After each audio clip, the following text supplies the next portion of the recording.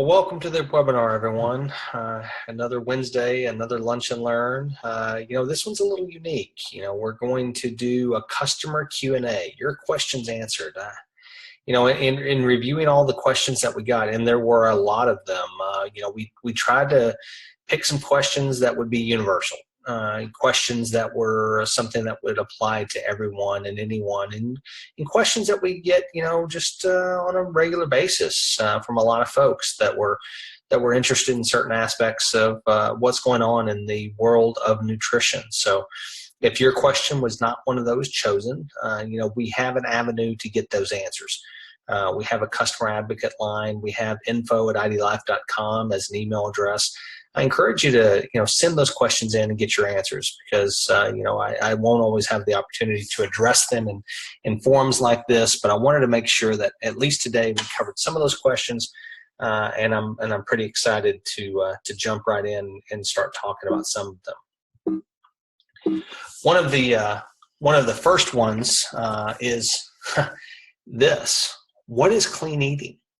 It's funny because you see all kinds of different definitions, all kinds of different opinions, all kinds of different articles and different websites and other things about clean eating. But the basics are pretty simple. In its most simplistic form, it simply means eating whole foods that have been minimally processed or handled.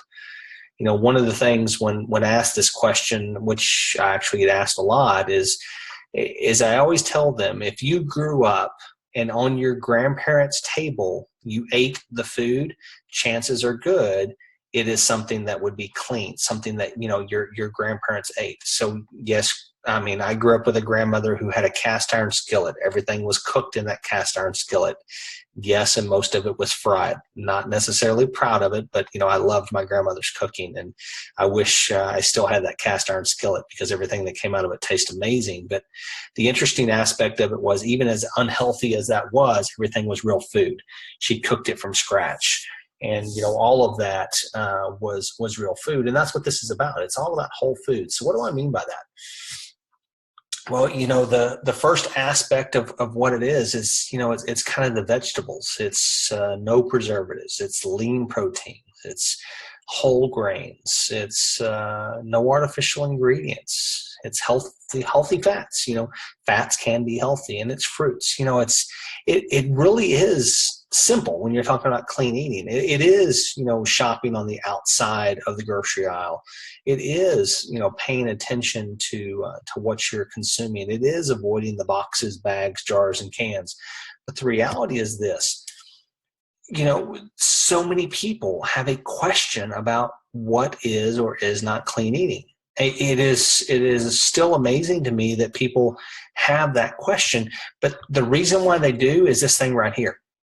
See, most people have time, and time is the excuse used to kill almost every attempt to eat clean and most other goals. Time is the reason why we don't sleep enough. Time is the reason why we don't eat breakfast. Time is the reason why we grab fast food. Time is the reason for every decision that we make.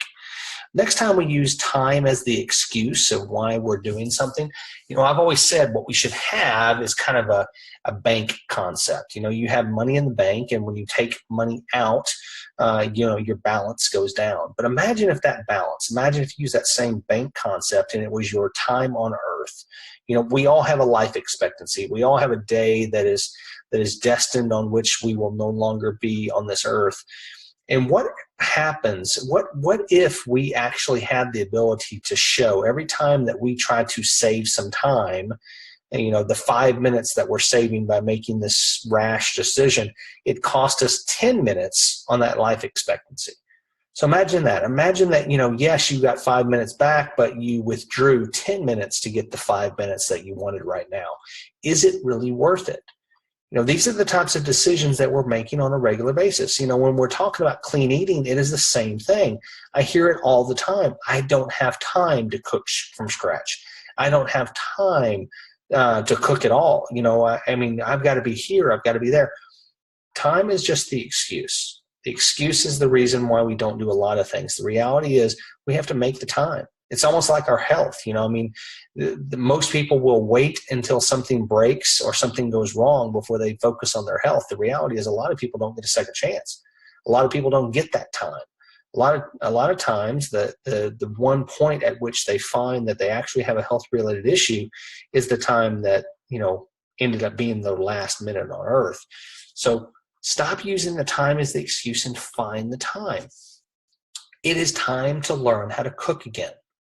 This is for everybody. I mean, this can be fun. I mean, you can do this with your children. You can do this with people that you care about. You can make this entertaining. You can have, cooking events with your family and friends and neighbors. I mean, there's all kinds of things. The reality is we have to get back in the kitchen.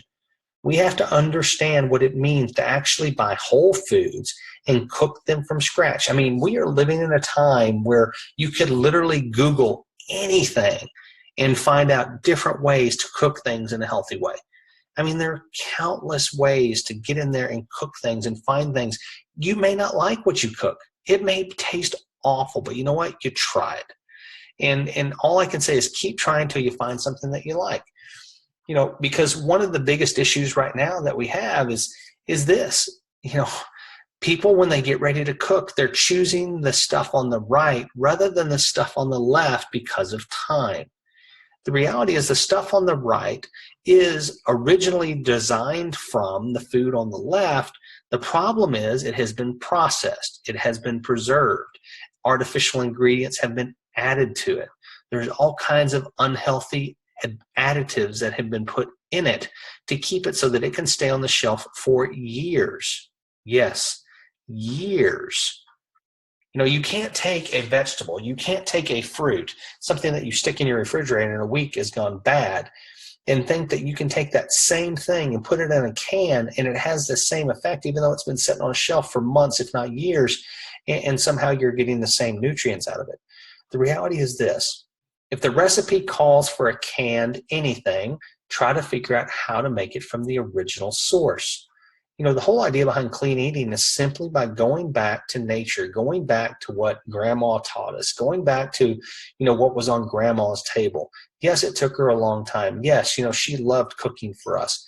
But the reality is it tastes amazing, even though she may not have always chosen the best cooking methods to get us there. I mean, trust me, like I said, I had a good Southern raised grandmother who cooked everything in a cast iron skillet, and everything started with the breakfast grease and went on from there. But the reality is, she cooked a lot of really healthy meals because it didn't have all of the stuff that you see on the right-hand side. So keep that in mind. Let's get back in the kitchen. So what is clean eating? Clean eating is getting whole foods, getting real foods, actually getting in the kitchen, making mistakes, having fun, teaching the next generation what it means to actually cook a meal. Not grab it in a bag, box, jar, can, not drive through something and get it through your window and eat it on the road, not, grab something in a convenience store and call it lunch.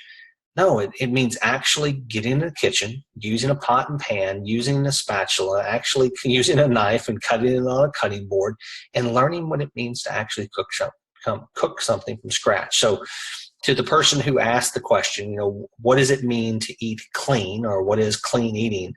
It's really simply this. If you ate it and you cooked it and it started from a raw vegetable, fruit, or lean protein or other source, then that's clean eating. I'm not going to get into the various cooking methods and things like that, because the reality is this. I just want Americans to get back into the kitchen. I want people to enjoy themselves. I want people to actually get in there and find how much fun it can actually be to cook something, and enjoy the food that you cook. So what is clean eating? Simply get whole foods and cook them yourselves.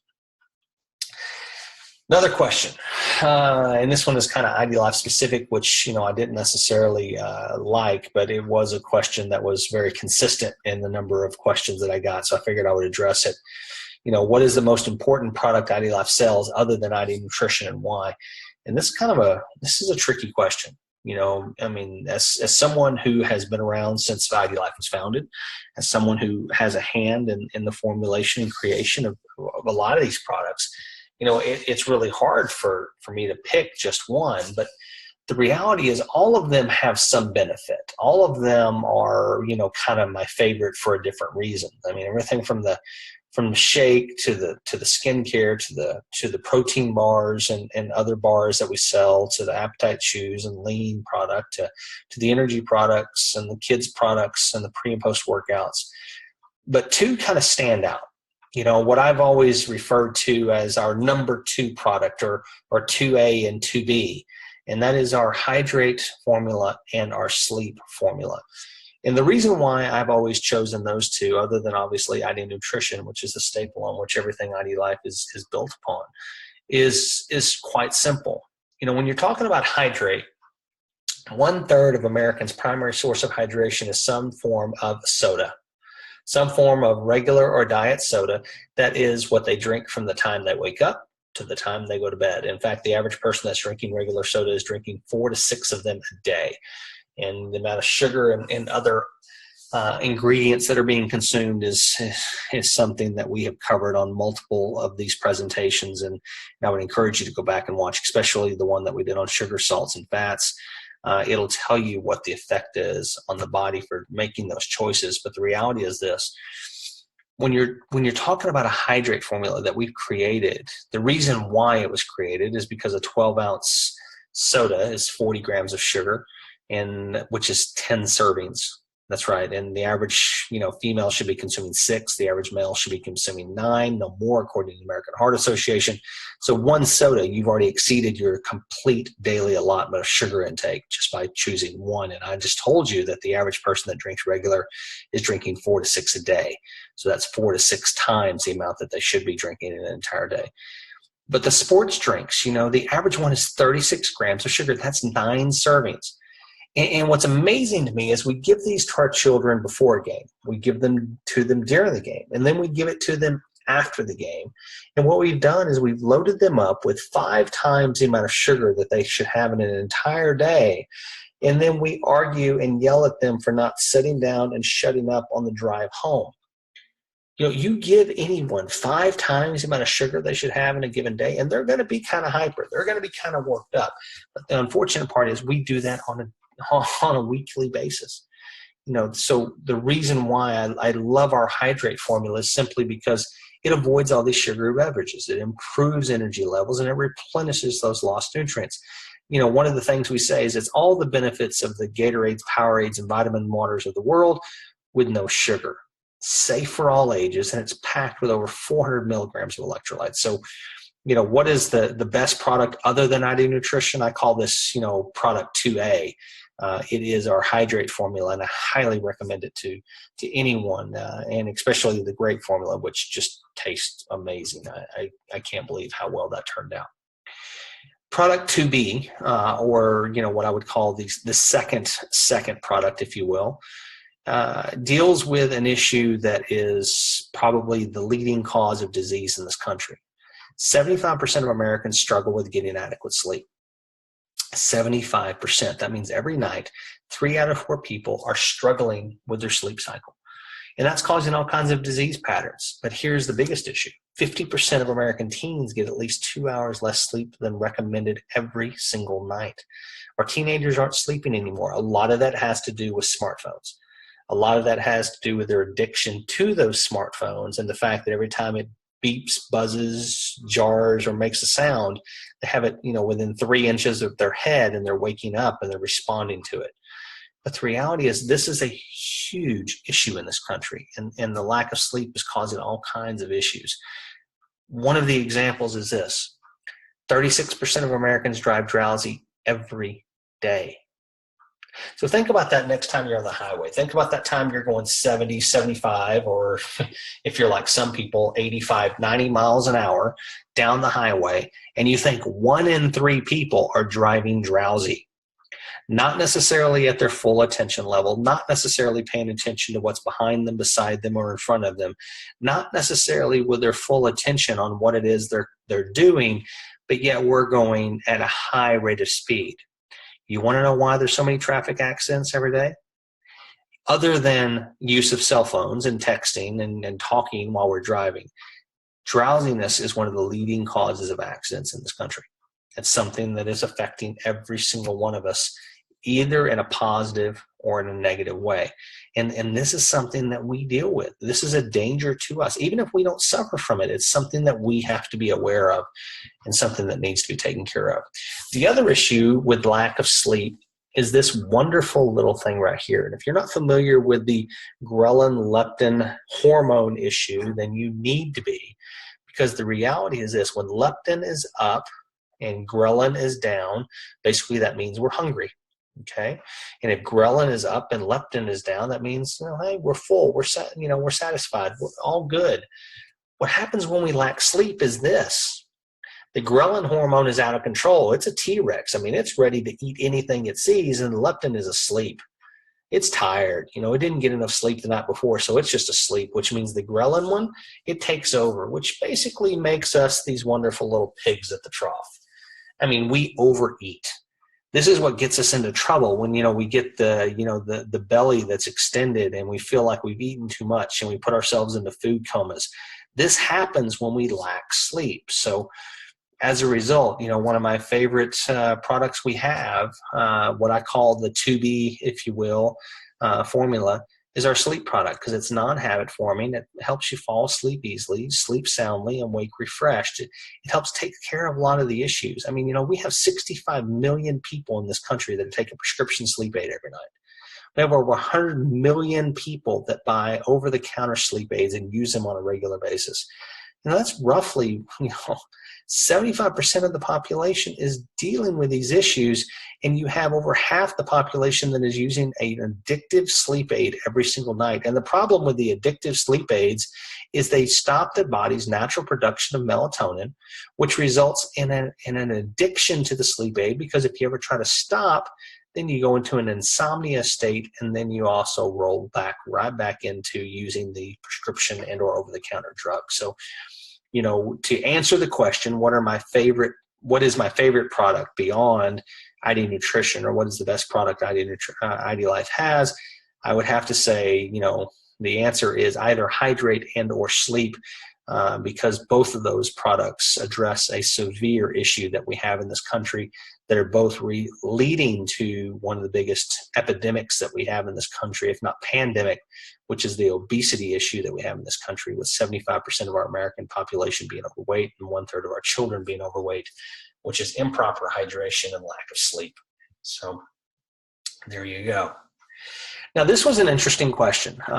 This was another one that I decided I was going to go ahead and address, mainly because there's a lot of people that don't even know what this is. And let's be perfectly frank, I didn't fully understand it when I got the question, and I was happy that I got it, because I figured it was a great one for us to address in this forum, because it's, the whole idea behind this forum is education. The whole idea behind this forum is giving people information that they wouldn't otherwise know. So what do you think about the new A1 versus A2 protein deal? Well, first, what is it? Because a lot of people have never heard of this. So what does it mean? First and foremost, we're talking about casein here. Casein is the largest group of protein in milk, making up about 80% of the total protein content in milk itself. That's the first and foremost. There are several types of casein in milk, and the second most common is what we call beta casein. That comes in at least 13 different forms, but 2 of those forms are A1 and A2. Now, here's where we really get tricky. A1 basically comes from cows that originated in Northern Europe, and A2 comes from cows that are mainly found or originated in the Channel Islands of southern France. Now, I will tell you, A1 is typically what you would find in regular milk.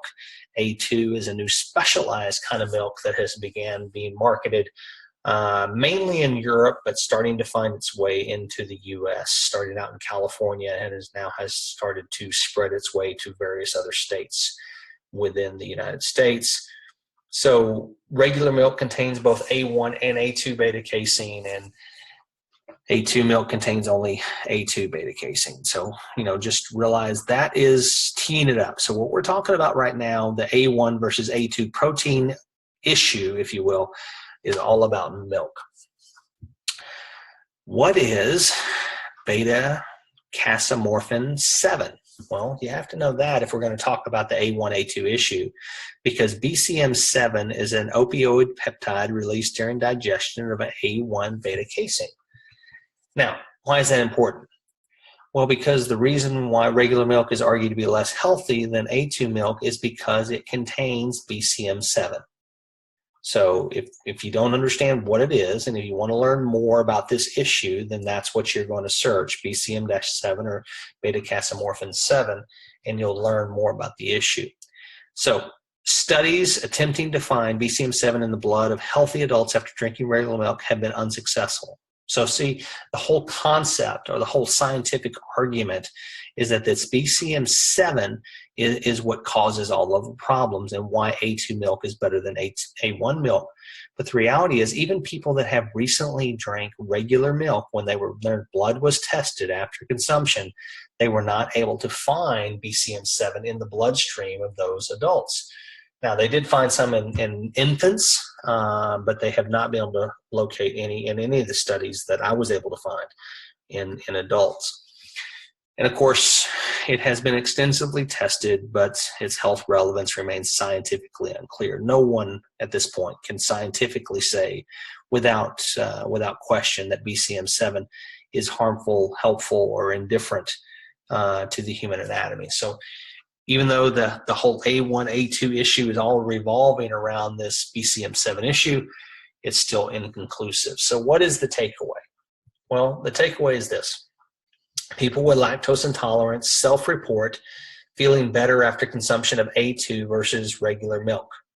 So if you suffer from lactose intolerance or you have kind of an ill feeling after drinking regular milk, you might want to try A2 milk. It may actually provide more comfort to you.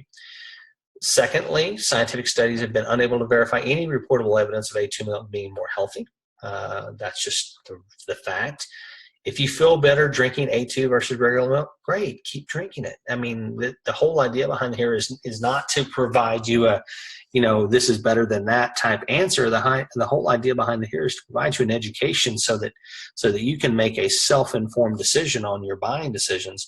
But most importantly is this: you need to be prepared to pay a premium price for A2 milk because it does have a premium price to it. So, now you have the information. You have all of the synopsis, if you will, of multiple studies and everything done on this A1 versus A2 issue.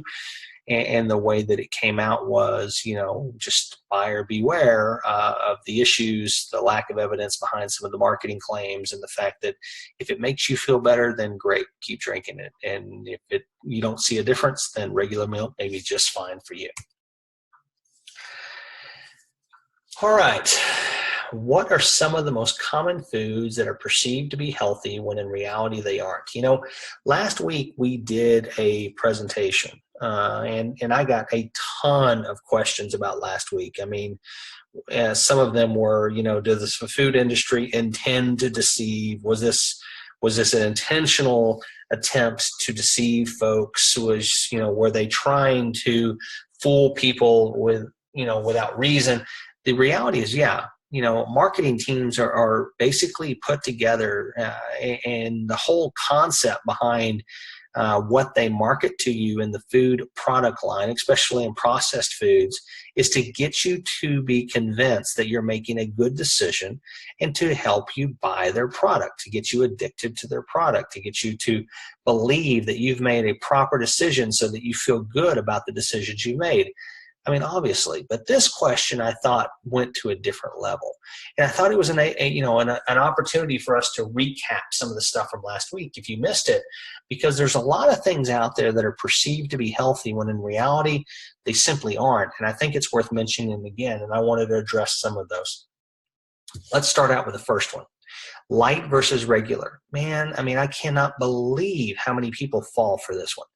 They just think that light is better than regular versions of things, when in reality, when you actually look at the label, the carbohydrates are more, the sugars are more. All of a sudden you have protein in something that didn't have it before. You eliminate the vitamin C that was there. You add calcium that wasn't there. The fact is this: almost inevitably, anytime you see something that says the word light, it's going to end up having twice as much sugar as the regular. Yes, you may have a reduction in calories in this. And you've heard us talk about if you count calories and that is your way of trying to manage your weight and or lose weight, chances are good you're not going to be successful. 95% of calorie counting diets fail. Sorry to tell you, it just doesn't work. We believe in fat loss, muscle gain, not weight loss here at IDLife. The whole different presentation on that particular issue. But don't fall into this trap. Understand what you're doing. Understand what you're consuming. Light isn't always better. And, this is a prime example of that. Fat-free. Man, here's another one. And this is a play on people that are trying to lose weight. And that's why it's so maddening to me. I personally struggled with weight in my life. I spent 6 years of my life, 6+ years, trying to lose a substantial amount of weight after being a college athlete. And I listened to all of this light, fat-free, and sugar-free, and all the other stuff we're going to talk about. I listened to all that stuff. I tried all the diets, the fads, the pills, potions, and lotions. What I learned is I had to focus on the 6 inches between my ears to affect the 40 inches around my waist permanently. I had to educate myself. I had to learn what this stuff was. Here you have a nutritional label that's fat-free versus the regular. And what you find is the fat-free has 52 more calories. It has 22 more carbohydrates, and it has a whopping 22 grams more sugar. So yeah, it doesn't have any fat in it, but guess what? It's going to make you fat by consuming it. Everything in it is sugar, so you just need to be aware. You just can't be, that type of consumer. Here's a prime example. Here's another salad dressing. Fat-free versus regular, 140 calories versus 30 calories. So remember, there's only 30 calories in the fat-free version, but what have we done? The carbohydrates have gone from 2 to 6. The sugars have gone from 1 to 3. Sodium has been increased by 50 milligrams. All of a sudden we have vitamin E in it. We've added artificial colors. So I guess, the white ranch needed to have an artificial color so it could look white because of all the artificial stuff that we're putting in it. We added corn syrup, which is nothing more than high fructose corn syrup, which isn't even listed on the sugar number, which means sugars of 3 grams probably isn't even right. It's probably much greater than that because of the corn syrup that's in there. And now all of a sudden we've added sour cream for some reason. You just need to be educated. You need to understand. Here's another example of something that is considered to be, healthy that very well may not be. No sugar added. This is one that's amazing to me. They use this a lot in ice creams and things like that. No sugar added does not mean there's no sugar. It just means they didn't add any. It doesn't mean that, there's not already sugar in there. And in fact, that doesn't even mean that they haven't put fructose corn syrup or any of the other, added sugars in there. So yeah, they didn't add any of the crystal white sugar in there, but that doesn't mean they didn't add any of the other stuff that is counted as sugar in your body when it metabolizes, that it actually converts to sugar. So again, no sugar added is another thing that people think is healthy, but reality isn't. Sugar-free. Here's a prime example, the Oreos. If you look in the upper right-hand corner of the picture and you see the not a reduced calorie food, they're basically telling you, hey, by the way, just because it says sugar-free doesn't mean there's any reduction in calories. And the reality is it doesn't mean healthier either. Here you're dealing with 2 Oreos is 120 calories. 60 calories per Oreo cookie. I don't know anybody that just eats 1. I don't know anybody that just eats 2, 3, 4, or even 5. This is something they consume on a regular basis, but when you're talking about the number of, the sodium is 110 milligrams per 2 cookies. Carbohydrates are 10 grams per 2. I could go on and on and on. The idea behind it is, yeah, it's sugar-free, but what does that mean? That means they've added artificial sweeteners to it. Yes, I want that to set in. That means they've added artificial sweeteners. What does that do to the body? It means the body recognizes it as sugar anyway. And then, we're going to talk about what that means in just a second. Right now, in fact, because here's my favorite one. And this is, probably the most deceptive marketing ever created, which is the regular versus diet sodas. And I know this is Coke, but there are a lot of different options. Obviously, that. We live in a country that is full of these things. But the idea behind a diet soda is simple. Let me back up. Sorry about that. The body, when that artificial sweetener hits the bloodstream, the body acts with an insulin production. That insulin goes in there looking for the sugar, and when it doesn't find the sugar, It converts everything in the stomach to fat. Now, that's a simplistic explanation, but the reality is this.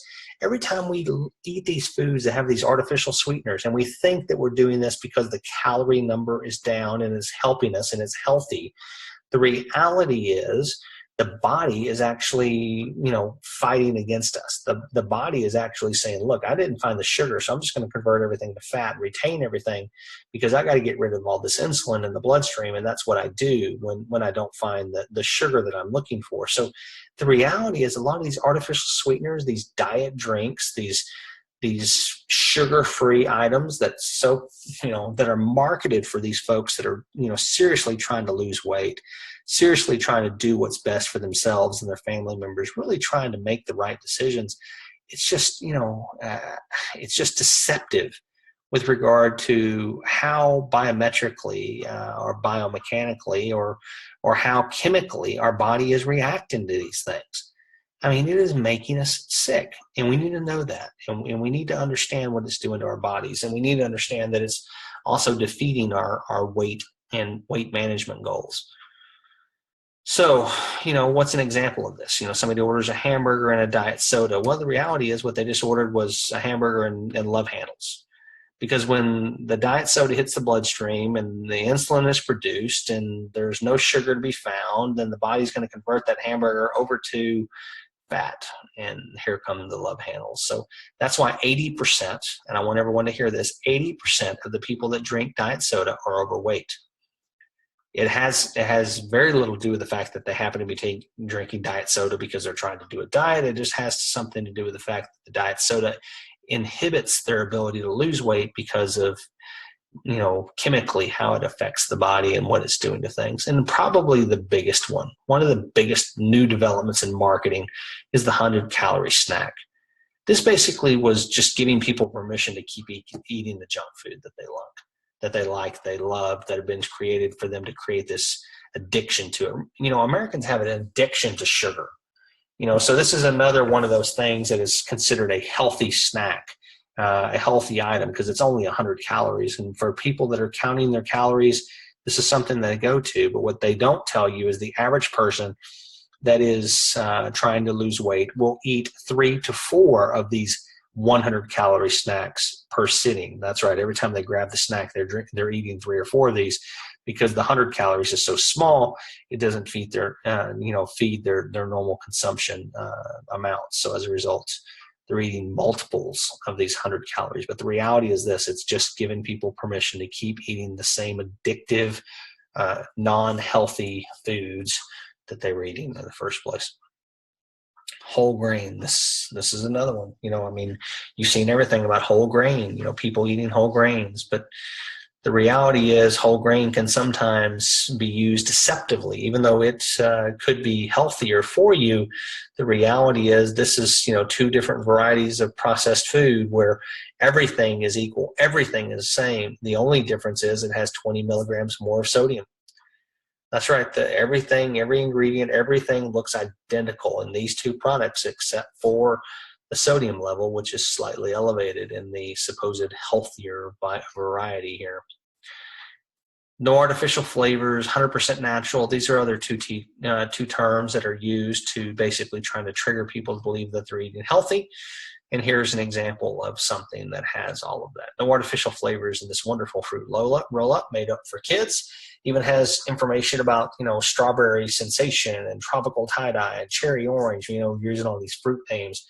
The reality is one roll has 7 grams of sugar. And that 7 grams of sugar does not count the corn syrup, dry corn syrup, sugar, pear puree concentrate, or dextrose that was also added to this ingredient. That's right.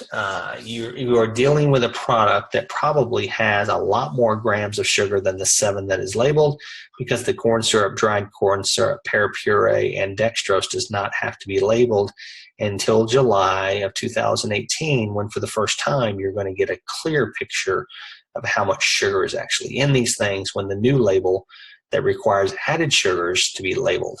IDLife has already begun to label everything with added sugars because there are none, and it makes it real simple because we view that as a positive. So we've already started moving in that direction. But Here's another example that no artificial flavors is something that people view as a positive, healthy option, when in reality it doesn't make this unhealthy treat any more healthy. USDA organic. This is another one. This is a big one actually, where people grab everything that has this label on it thinking that they're making a healthy choice. But one, it doesn't mean that it's 100% organic. It only means 95% of it's organic. That's right. 5% doesn't have to be, and it also doesn't mean healthy. Here's a prime example. Here's Capri Sun. You have the regular version versus the organic version. The organic version has 10 more calories, has 5 more grams of sodium, has 4 more grams of sugar, another serving of sugar. Okay, you have 5 servings of sugar in this one thing made for kids. So you take something that is supposedly healthy, it says organic on it, so it must be healthy, right? That's what we believe. The reality is it just doesn't. It's just not healthy. So we have to be aware. We love customer feedback here at IDLife, and I hope that this Q&A has been helpful to you. And I know I did not address everyone's questions, and I wish I could. I mean, we got a ton of them. Trust me, there was a lot. I appreciate everyone that sent questions into info@idlife.com. I appreciate the people that emailed me directly with questions, as well as people that emailed the customer advocates and other people within IDLife. And like I said, if you have additional questions and you want them answered, I do apologize. There's only so much time that we have to answer them on these lunch and learns. But by all means, email your questions to info@idlife.com, or just basically type it in right here in the comments to this webinar, and I'll be happy to try to work them into future webinars. It would be really cool to have these Wednesday lunch and learns be interactive. It would be nice to answer the questions that you have, not just answer the questions that a lot of our people that I talk to on a regular basis feel are the types of answers and questions that you're looking to have answered. Not things that our team just believes that you might be interested in, but things that you truly do care about. So by all means, we want your feedback, we want your questions, we want your input. So by all means, provide it to us, and we will respond to you. If you want to learn more about IDLife and what we have going on, then I encourage you to plug in Monday nights with our CEO, Logan Stout, who does a webinar similar to this one, 8:30 Central Time every Monday night, and I highly encourage you to plug into that to learn more. You also have the ability to go to the myidlifestory.com website, where you can find people of like mind that have taken all of the education that we provide here, as well as a lot of the products and other things, and applied them to their daily life, focusing on the 6 inches between their ears rather than the 40 inches around their waist, and getting amazing results as a result of following some simple steps. So plug in there. If you want, you can always jump in on our ultimate giveaway. That's the Ultimate IDLife Experience Contest. I highly encourage you to get more information on this, get a part of the potential of earning the $35,000 giveaway. Worst case, you get your health back in a t-shirt. Best case, you could actually participate in this. But go to myidlifestory.com to get more details on that. Vegas. Do you really need an excuse to go to Vegas? How about if I gave you the excuse to go to Vegas and take part in a fun weekend that you can also learn something, be a part of a lot of IDLife folks that are trying to get healthy, that are trying to get wise, that are trying to get their life in order, and trying to understand what true nutrition, what true health and wellness is really about.